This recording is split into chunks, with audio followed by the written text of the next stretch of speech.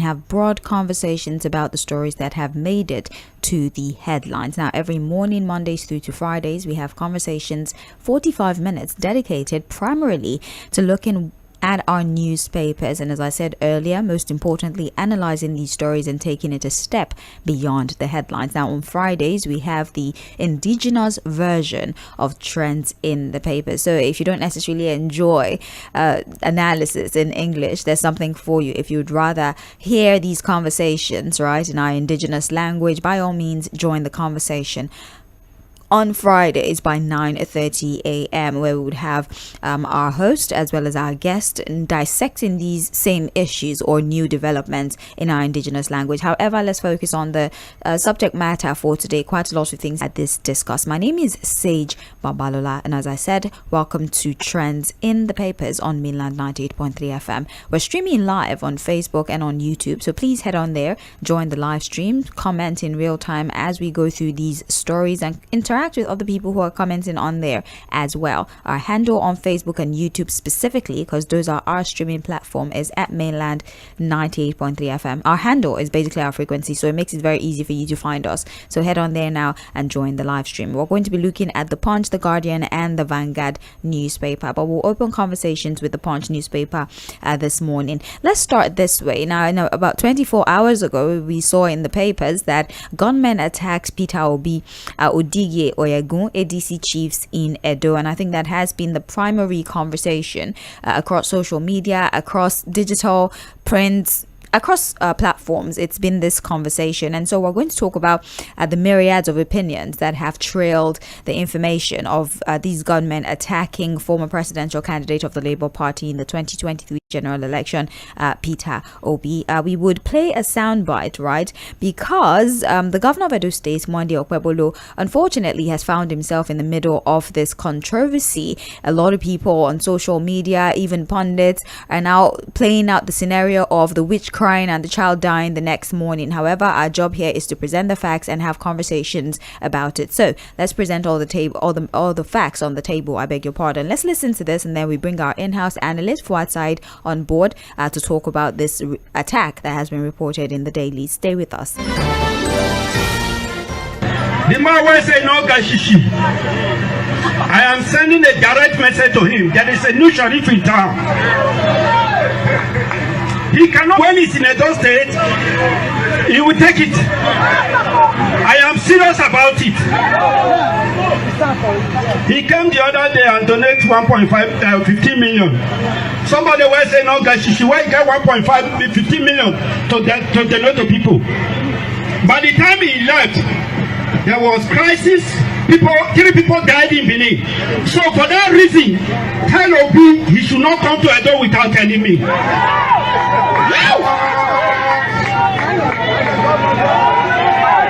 Nothing with the grace. Hoodlums came shooting. You can look at his gate and everything. Let's see the bullet holes. Let's see the bullet holes at his gate. See the several cars damaged and everything. That is where our democracy has reached.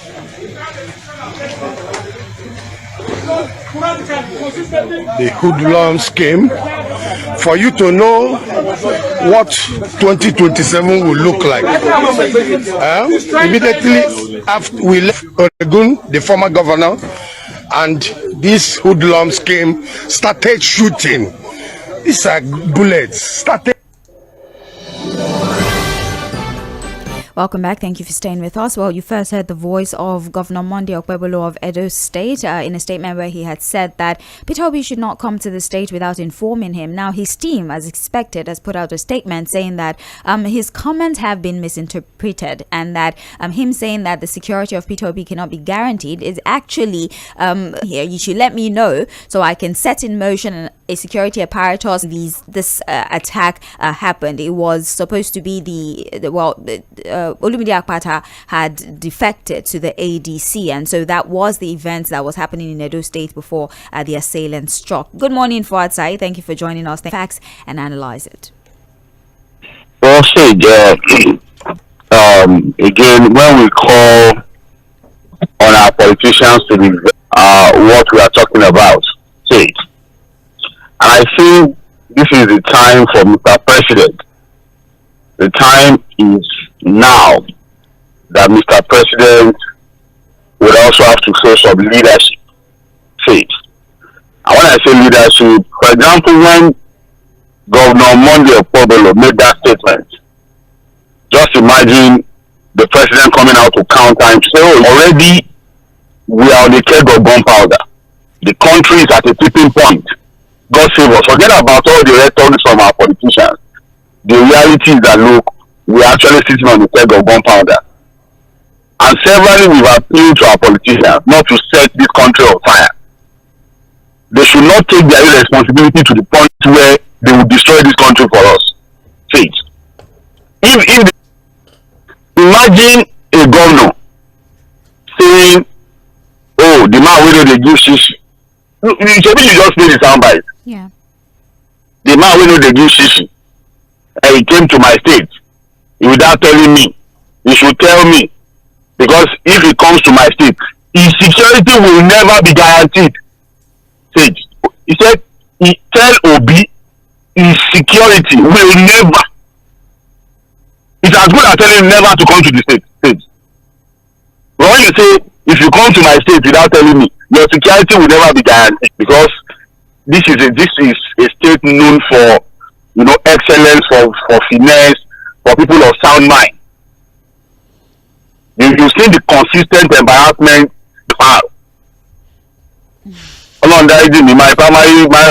My daughter in primary 2 will call it without his age.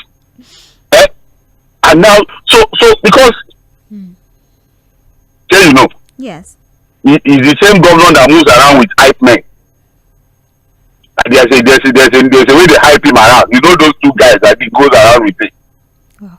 Now, God forbid, just imagine something had happened to Obi in Edo State yesterday.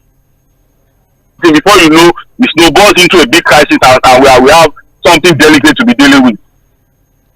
Imagine, as it stands today, Obi is a private citizen. As it stands, as at this morning, you know, he's not an official of government, he's not an appointee, he is a private citizen. And as guaranteed by the Nigerian Constitution says, you can move anywhere you are.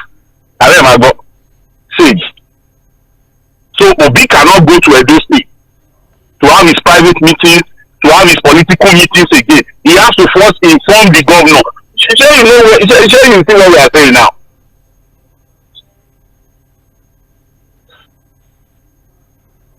That Peter Obi cannot go to Edo State.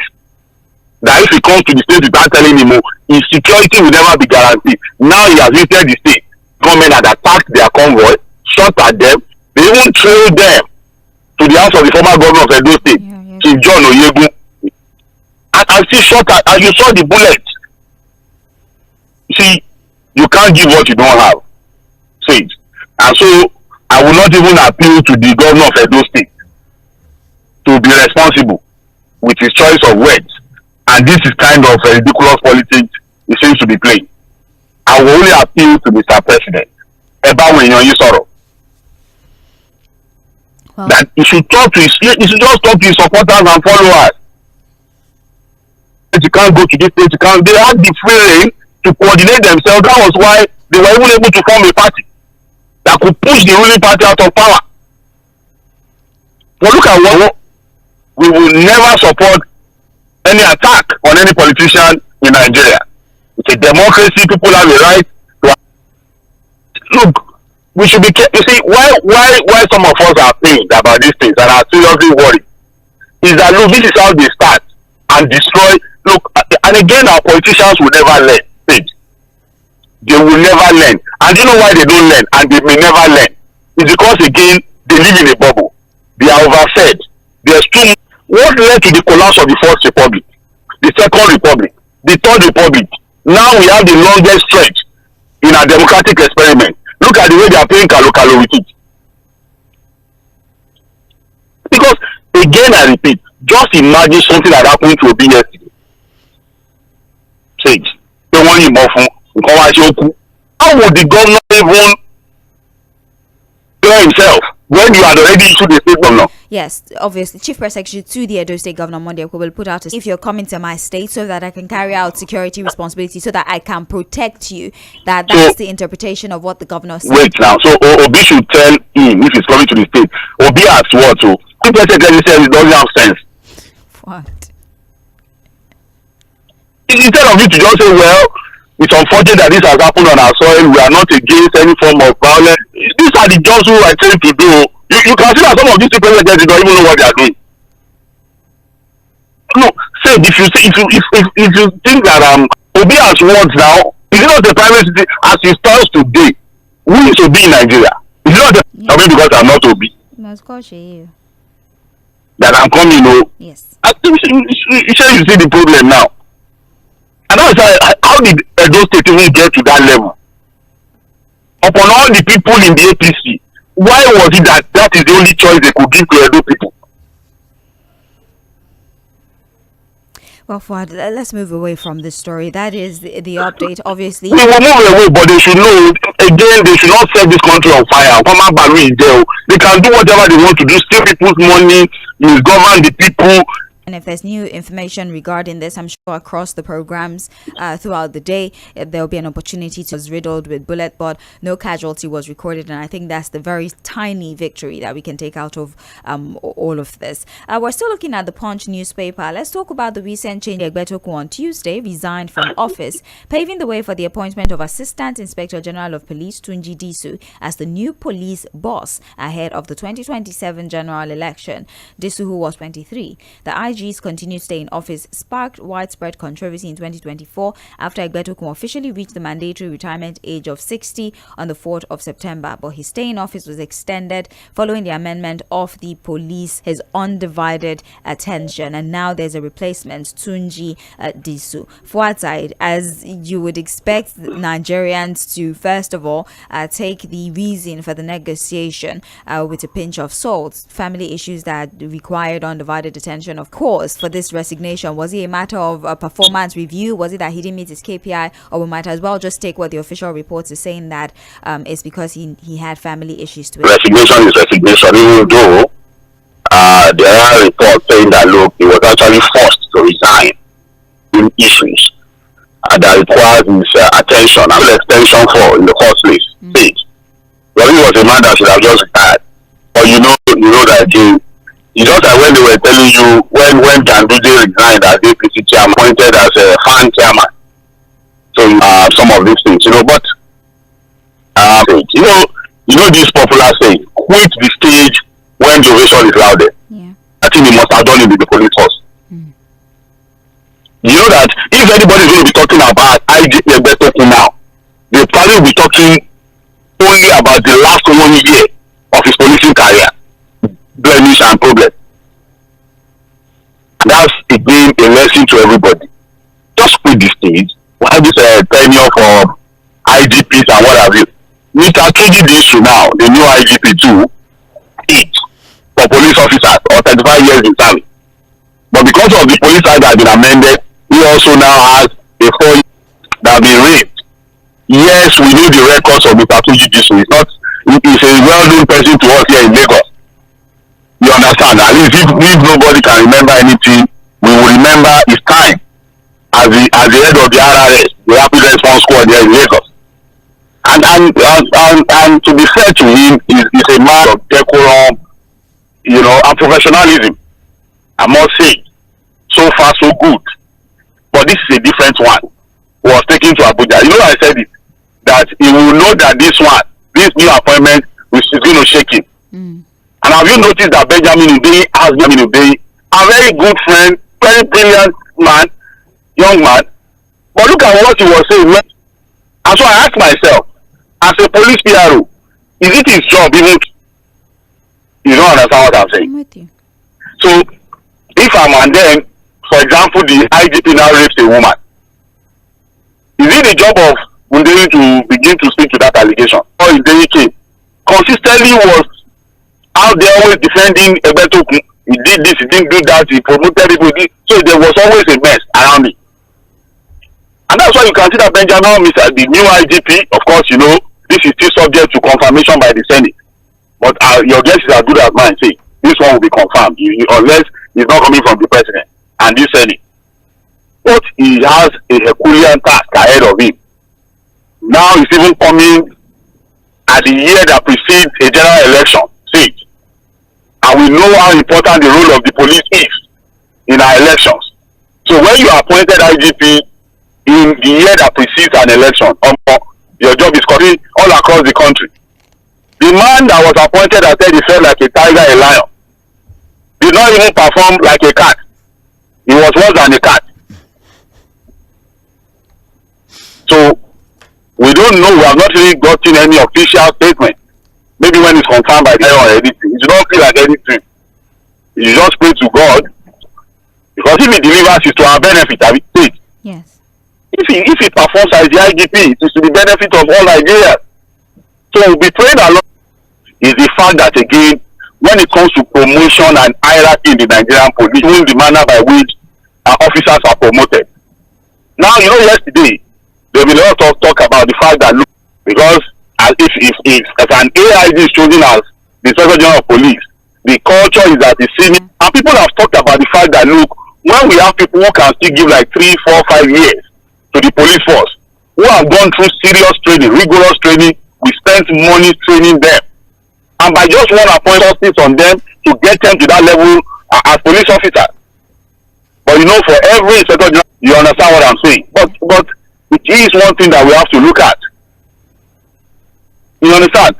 There are police officers too. There are accusations about how some people get unfair promotion, double, triple promotion, please at the same time, are still DCPs, ACPs. How come? Sage, and you are already DIG because of police. So again, we need to be structured. We need to be methodical. You know, we have to be a process-driven people in the way we do things. 98.3 FM. My name is Sage Babalola, our in-house analyst for outside via the phone. And we're looking at our daily, specifically the Punch newspaper at this moment. I'd like to remind you once again of interesting, because I'm reading your comments with my side eye. At CT poll, INEC dismisses claims of result manipulation. The body of the story reads: the Independent National Electoral Commission has debunked claims of result manipulation at the Kuroko Health Center polling unit in Yangoji Ward, Kwara Area Council, following the Saturday area council election in the federal capital. The viral figure of 1,219 votes for a political party was incorrect and misleading. The official results recorded and uploaded from the said polling unit shows that the political party in question scored 121 votes and not 1,219 as alleged on social media. The clarification followed report that the polling unit, which had registered 300, and so the explanation for outside is that the presiding, realizing her mistake in an attempt to fix it, she now added one at the back of 122. Yes, so she made a mistake. Over the 1,000 something. She made a 21. She initially made a mistake and wrote 122. Okay. So in order to correct 122 to 121, she accidentally wrote 1219. Where did the 9 on the figure? Well, the statement here says that no human is above error, and it was a genuine error. Now. And I'm asking, because INEC is telling us it's just a human error. And that again is a big indictment. It's not that you even, that 122, like your 121. Common sense. You wanted to write 122 or you wanted to write 121, whatever it is, and you made a mistake. So what you are supposed to do is to strike out the entire thing, Abi. Yeah. All right, Abi. But when you now put 9, and then the thing, you now have 4 figures instead of 3. See, then INEC needs to go and check again their recruitment process, correcting it in a very reasonable way. Then I'm afraid whatever INEC is saying does not hold water, because people are beginning to highlight, you know, and that's not the only result sheets that have been mutilated, cancelled. You know, you keep having these things. In fact, the only reason why INEC is responding to it now, is because it's on IRF. And you can see why people are calling for real-time transmission of results so that we can begin to have these kinds of review. If it was not uploaded, you know we will not see it. All the whole story would have been at the collation center. the public will not have the opportunity to see it. So look, I think there's still enough time for INEC to again review its recruitment process, get people by core members. So I don't know a core member that will not know how to correct 122 or 121, then would add 9 in the correction process. That's why some of us are still questioning how professors also will collate results, and then they tell them to read out the result, it becomes a problem.